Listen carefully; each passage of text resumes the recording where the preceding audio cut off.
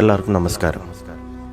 ശാസ്ത്രത്തിൻ്റെ കാഴ്ചപ്പാട്ടിൽ ഒരാൾ മരണപ്പെട്ട് മൃതദേഹം സംസ്കരിച്ച് 24 മണിക്കൂറിന് ശേഷം അഴുകി ദുർഗന്ധം പുറപ്പെടുവിക്കും.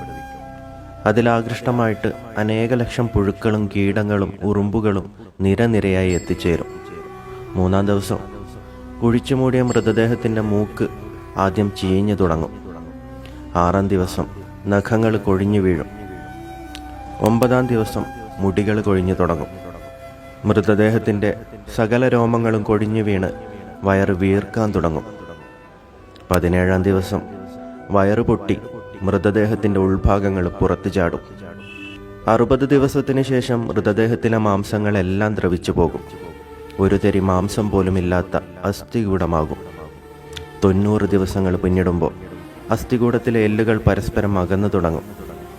1 വർഷത്തിന് ശേഷം എല്ലാ അസ്ഥികളും മണ്ണിൽ അലിഞ്ഞു ചേരും.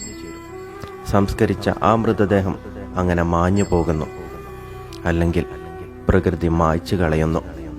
എത്ര ശക്തിയും ബുദ്ധിയും സൗന്ദര്യവും അഹങ്കാരവും ആത്മാഭിമാനവും പകയും വെറുപ്പും ധീരതയും ബഹുമാനവും സമ്പത്തും ഉണ്ടായിട്ടും നേടിയതെല്ലാം ഭൂമിയുടെ മുകളിൽ ഉപേക്ഷിച്ച് വെറും കൈയോടെ ഭൂമിക്കടിയിൽ ഒരു നാൾ അലിഞ്ഞു ചേരേണ്ടവരാണ് എല്ലാ മനുഷ്യരും.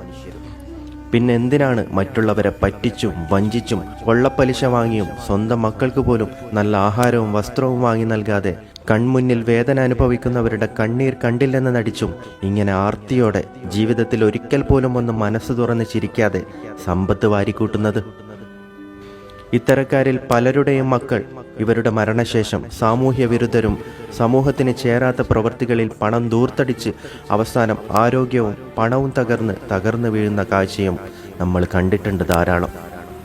കട്ടും അഴിമതി കാണിച്ചും കിട്ടുന്ന പണം കൊണ്ട് നേടുന്ന ആഹാരത്തിന് രുചിയുണ്ടാവില്ല. നമ്മൾ മാന്യന്മാരാണെന്ന് മറ്റുള്ളവരെ ബോധ്യപ്പെടുത്താൻ എളുപ്പമാണ്. എന്നാൽ അവരവരുടെ മനസാക്ഷിയെ പറ്റിക്കാൻ കഴിയില്ല. തലയോട്ടികളാകുന്നതിന് മുമ്പ് മറ്റുള്ളവരെ സഹായിക്കുക.